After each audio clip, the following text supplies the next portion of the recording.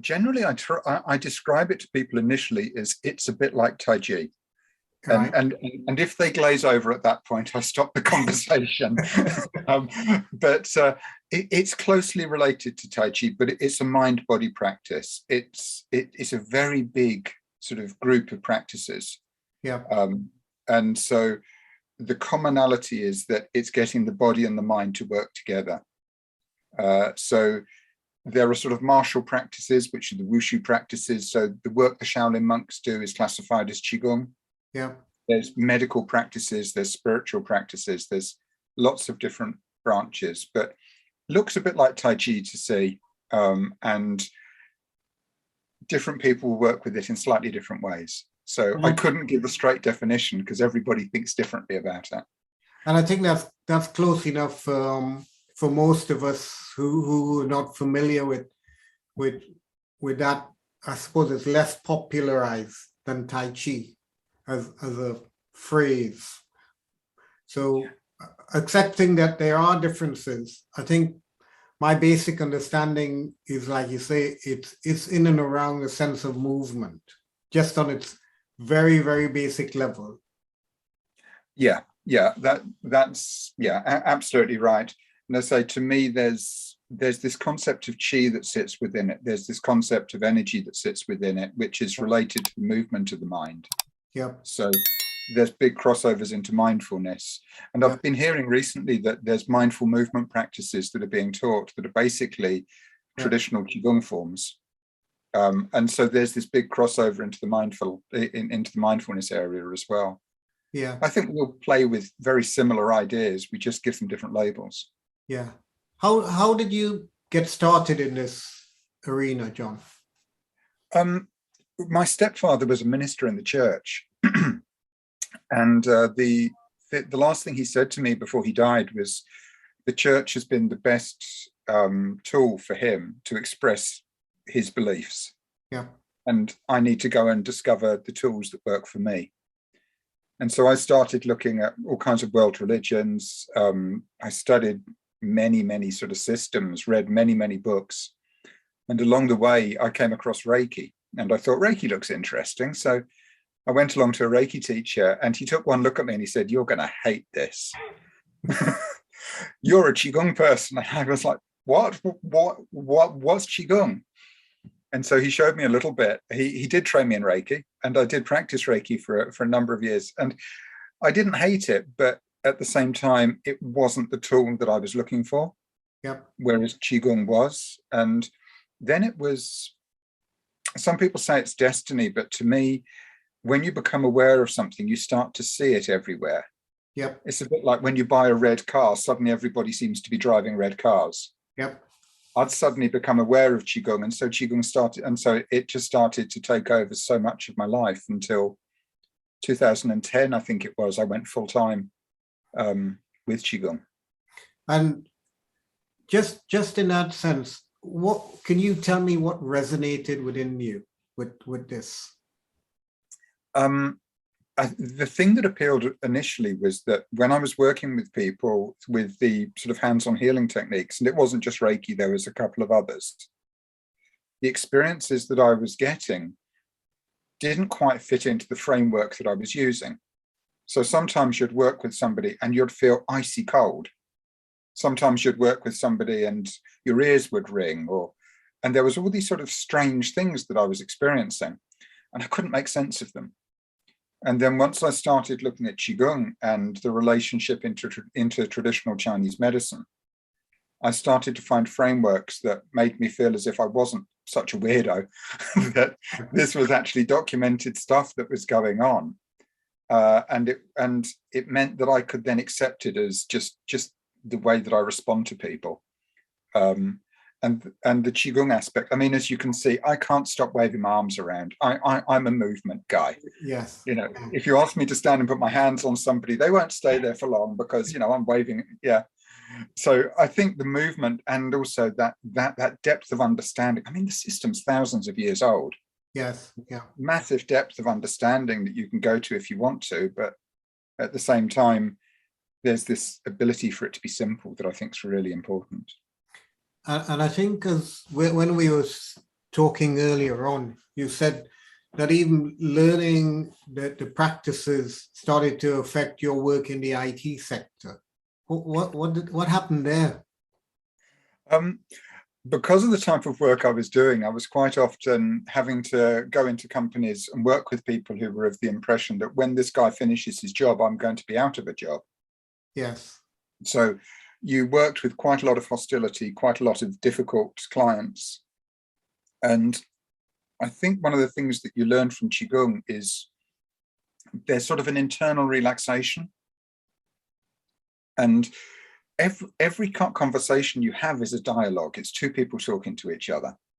And if one of the people sort of fronting up, the other person can't help them to front up. Yeah. If you learn to relax, both physically and also with your tone, with your breath, the other person can't help but relax. And so in very simple terms, the communication got easier. I could start to have conversations where people were far more forthcoming, and we were able to work together, and we were able to understand each other a lot more. Instead of it being two people clashing together, it was two people just flowing together. Yes. And I didn't notice it happen. It's only in retrospect that I can see that pattern happen through the work. Yes. I love the way you do this. No, I understand it not from the Qigong perspective, because like I said to you, I am like the rest of, well, I don't want to classify the rest of the population, but I am really, yeah, it's not an area that I'm familiar with, but in terms of what you've just described, I've seen that system of communication applied with non-violent communication for one, or areas in which when I talk to people, I talk to them about it in terms of mirror neurons, the psychology of the brain, where it's like this person is like that, and so it's either I copy and then react, or usually react first and then copy, but it's all unconscious, and it's, as soon as you get like that, this is almost inevitable to happen. Yeah. So to be able to calm yourself down in whatever practice you've been using, it allows for that fluidity of what I would describe as empathy in a different way, as opposed to being in somebody else's shoes. It's that movement between two individuals, or even in a corporate setting. I think that's what you're describing. Yeah, I mean, obviously, a lot of my background experience is in that corporate space, but the transition from corporate into pure Qigong work, it's still people talking to each other. It's still communication, and it's still, more importantly, people listening to each other. And, you know, whether your framework is nonviolent communication, transactional analysis, you know, all of these, they talk to these basic ideas. And there's this common truth that sits there. And I think it's fascinating. It's a really powerful thing to explore. In terms of the development of your practice, just talk us a little bit through some of the history, John, if you would.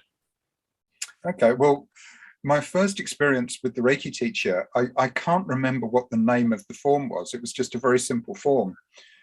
But then very soon after, there was a Chinese-born Tibetan Buddhist who visited the local town. And I was able to go and study with him. And he was not English speaking. He spoke Mandarin, and I didn't speak Mandarin. So that was an interesting experience. But I'd done some study around Tibetan Buddhism, and so I had an understanding. Yeah. And there was just real power in that. And he was one of these people who, when he walked into a room, you just felt him into the room. There was just this sense of peace around him. Yeah. But he was actually based out in the States. He'd recently moved from Tibet out to the States and was just visiting the UK. So having studied with him for a while and just found that completely transformational, I then decided I wanted to teach. So I studied with what was called the College of Qigong. It's now the College of Elemental Qigong, and studied the elemental aspects. And again, great learning. But as I came through that, it helped to explain the bits I was saying about why do I get hot? Why do I get cold? What are these responses? Yes. What movement can we use? But there was something missing for me. And so I kept searching. So I then studied primal animal work. I studied Buqi. I studied Qigong. Spent time with all of these systems. And again, didn't quite find the answers. And then I get dates muddled up, probably about 2008, maybe a bit earlier. Yeah, a little earlier than that. A friend of mine who I'd studied with said the system that she'd initially trained in, which is the Qigong system, one of her teachers was coming over. And she had arranged for him to do some workshops where I live, and that he was going to come and stay with me for a week. Right. So my introduction to this system was having this guy who'd never been to the UK before suddenly turning up and living with me for a week. And it was interesting because it was the first form of Qigong I didn't like. And I didn't like it because it was challenging. And at that point, I realized that a lot of the stuff I'd done before had just been about making me comfortable. Yes. And serving that aspect of me. Whereas what I was getting from Jianxia was something that was actually transformational. It was making me face up to things. It was making me observe the stuff that I do and the way that I am and have the option to change it. And it was only probably about, I don't know, maybe a couple of weeks worth of practice. And I was going, wow, this is incredible. And I was completely hooked. And at that point, all of the other systems gradually sort of disappeared from my repertoire. And it's quite interesting doing work that I do now, which is across all forms of Qigong, and working with people who've studied the systems, and they do it, and you're going, I think I remember that, but not really. Yeah. You know, there's stuff that comes in, it's really powerful for you at the time, and then when it ceases to be of use to you, it seeps away and something else comes in. So yeah. It's fascinating because even that little piece is almost like a metaphor for life in terms of, hey, you know, comfort is great, but there comes a point where a challenge comes in and you can either accept it and grow and develop from it or not. Yeah, absolutely. And I think that it's so central. It really is. I mean, we were having these conversations around stress, and I think that it speaks very clearly to that as well, that sometimes you do things in order to make yourself feel better. Yes. But what you're really doing is preventing yourself moving on. Correct. Yes, for sure. And then other times you can do stuff that help you understand why things aren't working quite so well. And then at that point, you can go, right, do I want to stay in this situation? And if the answer is yes, great. I now understand this situation. I can manage it more effectively. Yeah. Or maybe I can move out of that response. It's fun. Yeah. Sorry. I was going to say it's just far more freeing to me to actually face up to things and explore them and have that option. Yes, definitely. So sticking with the stress bit, John, and the movement. So these are two things that are, for me, where we are particularly troubled at present as a society, as a world, where there's a lot of stress around, and where I see it is a lot of it is based on immobility. Either immobility is we're locked down, you and I are talking over a piece of technology, but physically you're in your space and I'm in my space. And that in itself is a form of lockdown that a lot of people have had to adapt with and deal with. So how does this sort of concept fit into what you do in terms of movement? I think the first thing is that there's a lot of work around stress that suggests that connection is really important. That actually when we become isolated, just maybe in our thinking or in our physical experience of the world, this becomes difficult for us. Yes. And so one of the pieces that we find within the Zheneng system of Qigong is this idea of expand the awareness. And it's a really simple idea. I think the cleanest sort of representation I can have of it is if I've woken up in the morning and I'm a bit grumpy, and it still happens, Never. you know, walk out the front door and hear the birds sing. Yes. And in the moment of hearing the birds sing, suddenly, instead of you being completely inwardly focused and going, wah, wah, wah, wah, wah, wah, wah, you're suddenly going, listen to that. And it could be that you do that by looking out of a window. It could be that you do that by listening to birds, watching people walk past. There's a piece there that it's so important to have this ability to just have awareness of everything that's happening around you. I think, to me, this is really one of the bases of the meditation state. The state that we have in meditation isn't a state of shut down, not thinking, not doing, sitting here vegetating. Yeah. It's a state of complete awareness in which we can sit and relax and just enjoy that state of awareness. And I think that those underlying pieces within Qigong are really, really powerful, because that awareness also means that you start to notice what your internal narrative is. I can notice when I go out and hear the birds that all this sort of energy that I'm putting into being grumpy, Yeah. I'm focusing on something so small and so completely irrelevant in the greater scheme of things that I can go, well, it's there, but maybe I don't need to give it my energy. That's really a really good point, because the point of giving it energy. So by focusing on whatever is internal, and if the internal is a bit like that, the more you focus on it, the tighter the weave gets. Yeah. And sometimes we don't realize that that's what we're doing by giving it energy. So are you saying to me that in certain practices that you would be teaching people or showing people, it's the movement helps to in my phraseology, loosen the weave, or to gain more awareness of internal as well as external, so there's both going on at the same time?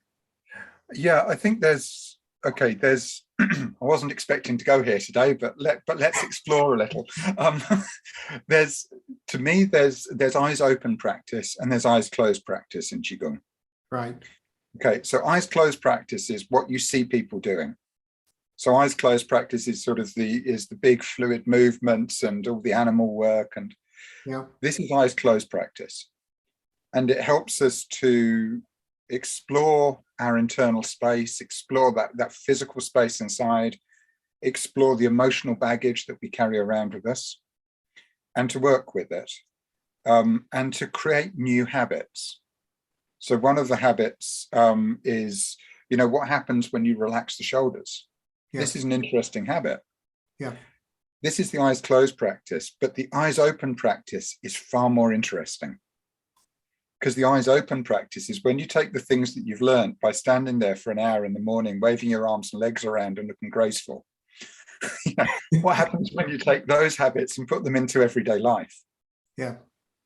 Because the bottom line is that the thing that stresses you, the thing that is going to be most difficult for you, probably doesn't exist in the eyes closed practice. It happens in the eyes open space. It happens when you are in your everyday life, in your normal state. Yes. And what you need to do is take the tools that you learn from the eyes closed practice and apply them into that everyday life. So from that perspective, what we learn, it may be a simple movement. I'll keep my hands high so you can see them. So there's a movement called La Qi, which is just release and gather back. Now that movement is an eyes closed practice, is wonderful. You can feel the whole body release and everything gather back. But as a movement for when you're driving the car and getting wound up by being stuck in traffic, or anything that winds us up during the day, if suddenly what you've got to do is stop and do this, it's not very practical. especially when you're driving a car. So how do you actually take that idea? And for me, I'm a movement person. I love movement. So I can take that movement and I can turn that into a breath. I've had that experience. I know what that feeling is. So now let's just make that a single breath. Or let's take a moment to, just maybe roll the shoulders or release. Let's take little pieces of the practice and apply it into everyday life. And what it does is it gives you that opportunity to, instead of holding on to that thing that's winding you up so much, it's just like opening the hands and looking at what you're holding on to. That's a very different way of holding things. Yeah, yeah. Than that. that causes restriction and tightening and difficulty and stress and tension. That is just going, oh, okay. Yes. So that's sort of the application of Qigong around stress to me. Okay, so you're, if I get this correctly, the eyes closed practice of this, which may or may not be graceful. In my case, we won't make any judgment. But so this eyes closed practice, you've translated into an introspective sort of way of taking a physical movement that's external and internalize it into a breath movement, if I understand what you're saying correctly, which releases the stress and tension without having to physically do it, because you get the same effect from this as you get from, is that? Yeah, and breath is a really easy tool to use. Yeah. But you can also use change of stance, change of posture, shifting weight in the body, so say rolling the shoulders. Any of these little socially acceptable movements can be applied to Qigong. And nobody will know, well, I say nobody will notice you do them. People will notice the effect of you doing them, but they won't go, why is he standing there on one leg pretending to be a bird? Yes. So have you been looking at me in the park? I've been spying, yeah.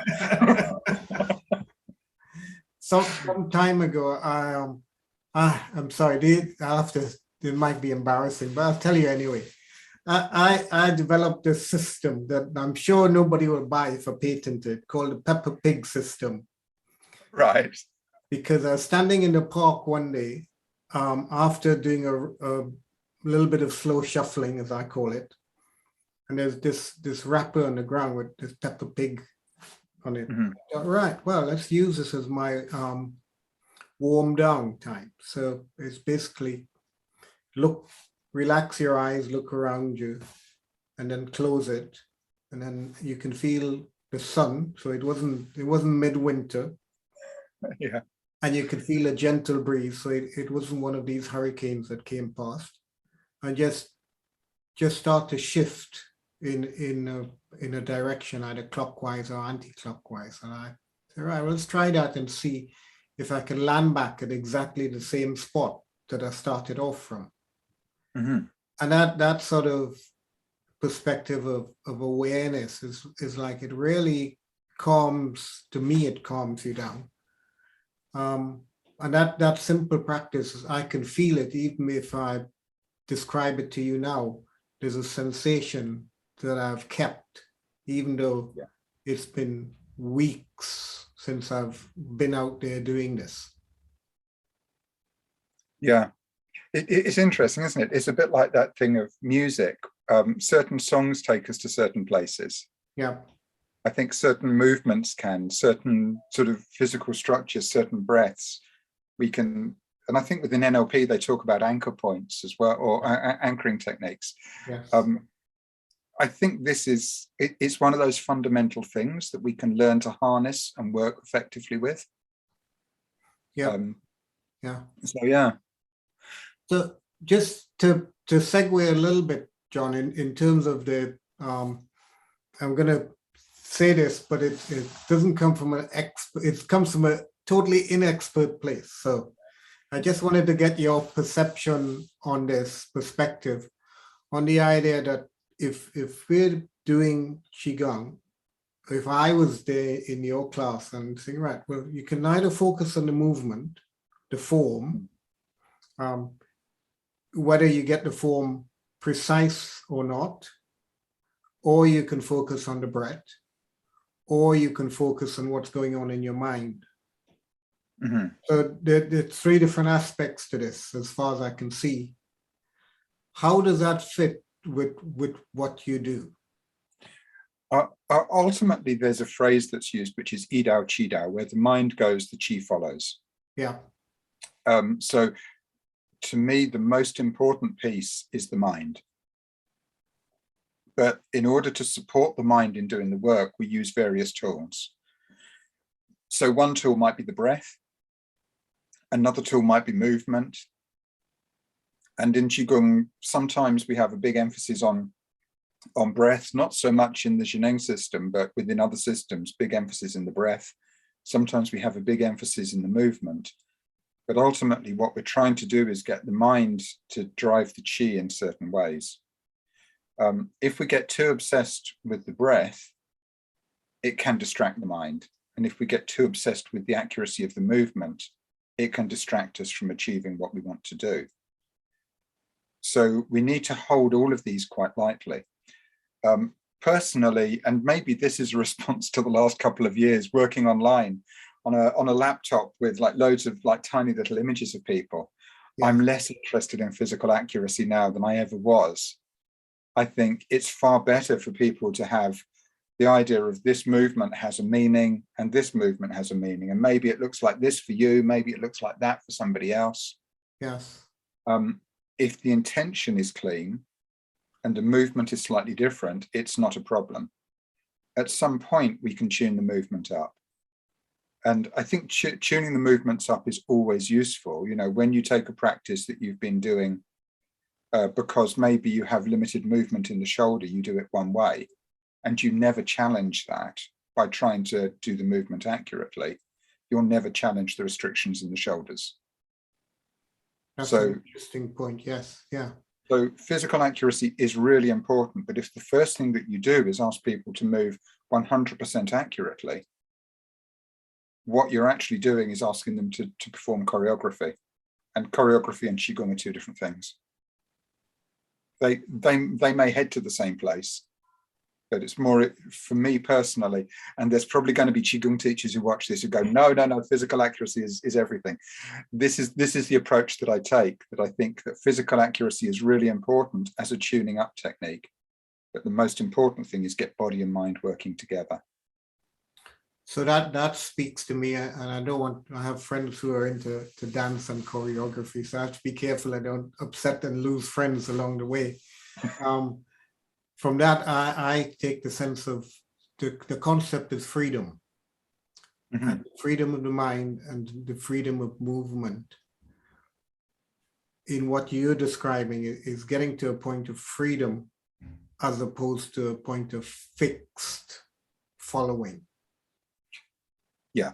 And that comes back to where we are in pandemic times. We have without getting any politics into it as the pro or anti-vaccine and all the rest of that, you feel that there's a fixed, one must follow some way and it's fixed, and the greater the rigidity of it, the less freedom you feel and the higher the stress level. Yeah, I think that can definitely be the case. I think that ultimately what we're looking at within Qigong, and I will say something about some of the animal form work that I did, where you take on animal form within the Qigong. Right. So we've all seen Karate Kid with him balancing on a pole, pretending to be a bird. Yes. You know, I fell off many times trying that. we've got this type of thing within Qigong, and you know, if you pretend to be a tiger, there's something really powerful about being a tiger. Yes. But being a tiger doesn't work in all situations. You know, being a bird, being a deer. Excuse me, I must interrupt you because this year is the year of the tiger. So you can't say that. Well, you can say anything you want, but it is the year of the tiger. It is the year of the tiger, yeah. Yeah. But taking on that physicality and that idea creates a single point of perspective. Yes. And that single point of perspective, if that's your practice, only lets you look through down one path. Yeah. And it may be that you can use that to look back on what's going on for you. But that's not freedom. That's just looking at it from a different angle. For me, the idea of freedom is having the ability to look at it from all angles. Yes. So today my practice may resemble a tiger. Today and tomorrow it may resemble a deer. For me personally, I need that freedom to explore and to view things from different perspectives, because then I can notice the stuff that I carry around with me. Yeah. Yeah. I can notice the chains that sort of hold me back, the things that I get stressed or anxious about. Yeah. John, to move it forward again, you also do stuff with integrative medicine. Mm-hmm. Can you tell me a little bit or explain what that link is for you and how what you do relates to medical practice? Over the years, working as a Qigong practitioner and working with Qigong, you meet people with all kinds of levels of faith and trust in the system of Qigong. And so you may meet somebody who has a diagnosis and they go, I only want to use Qigong. I trust it'll work, in which case, great, we just do Qigong. But that's actually quite rare. Right. Most people will want to look at how Qigong can support them in maybe a number of approaches to overcoming a problem. So if you look, I mean, obviously cancer is one of the things that Qigong has got this reputation in. And you could take the approach of, no, you mustn't do this, you mustn't do that, you mustn't do the other, only do Qigong, but it's not practical. Yeah. People need to do what makes sense to them. So when I look at integrative medicine as a Qigong practitioner, what I look at is how can Qigong support people in the place that they're at, doing what they're doing. Yeah. So maybe it's a question of how can we use Qigong in order to reduce the overall stress levels so they can come back into a parasympathetic response and allow the body to do something far more healthy than sit there and worry about stuff. And that will help all of the other things that are going on to work more effectively. There was an interesting person that I've spoken about many times who, again, had a cancer diagnosis, and I asked him about the medications he was taking. Yeah. He said, I hate taking the medications. Every day I take the medications, it reminds me I'm going to die. And so we had a conversation about it, and I was saying, well, what would it be like if every time you took your medication, you had a more positive thought about it? You know, what if taking it, you're going, this is helping me survive. This is helping me to carry on living in the way that I want to live. This to me is about using simple techniques from Qigong, because you can use movement in order to guide the mind into that more positive mindset and change the relationship with your medication. And if you're taking meds 4 times a day, that is a practice. 4 times a day, you are going through the same process. And we can talk about the chemical process, but you've got to look at the mind process. So it doesn't matter whether, you know, obviously I'm Qigong, but we could do this with mindfulness. We could do this with yoga. We could do this with any range of practices that sit out there. How can they become mutually supportive instead of separated? Yes. And how can we actually give people the option to engage in the range of things that are going to be the best cocktail for them because of what they believe in or what they don't believe in?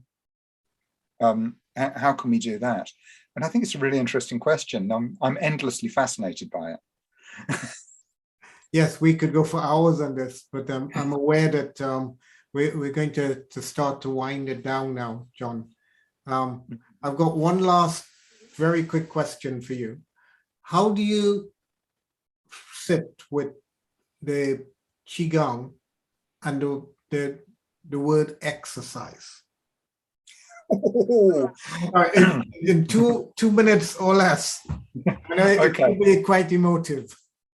I think that one of the things that I've learned through the practice of Qigong is that the English language is, we hear specific meaning in specific words. Yes. When I think of exercise, my son is an athlete, he exercises. I spent a lot of time doing sort of various sports. I spent a lot of time exercising.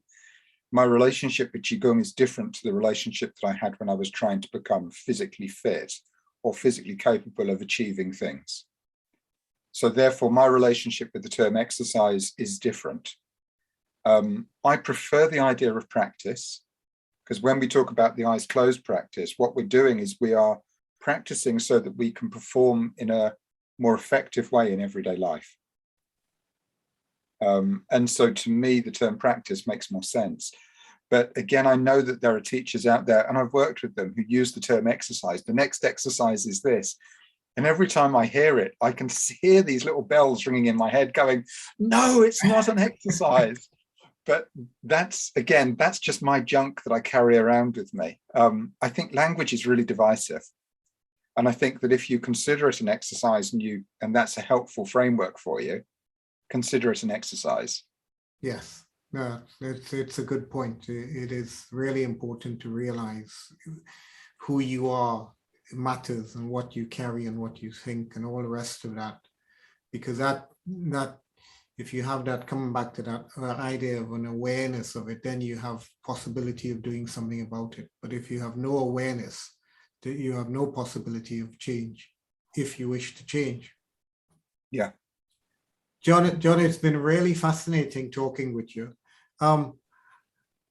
Where do people find you on the online space, and where, or even in physical space?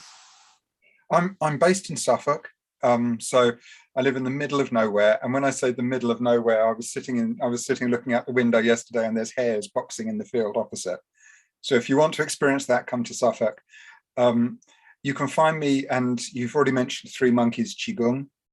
But rather than spell that, you can also find me through energyplay.co.uk. And Three Monkeys Qigong is a collaboration. It's about teacher training retreats and things like that. But if you track me down, I can tell you about all the other bits and pieces that go on. Excellent. Lovely. It's been great talking to you. And no Thank you, doubt Martin. we will meet somewhere in the non-virtual space. I look forward to it. Take care. Bye.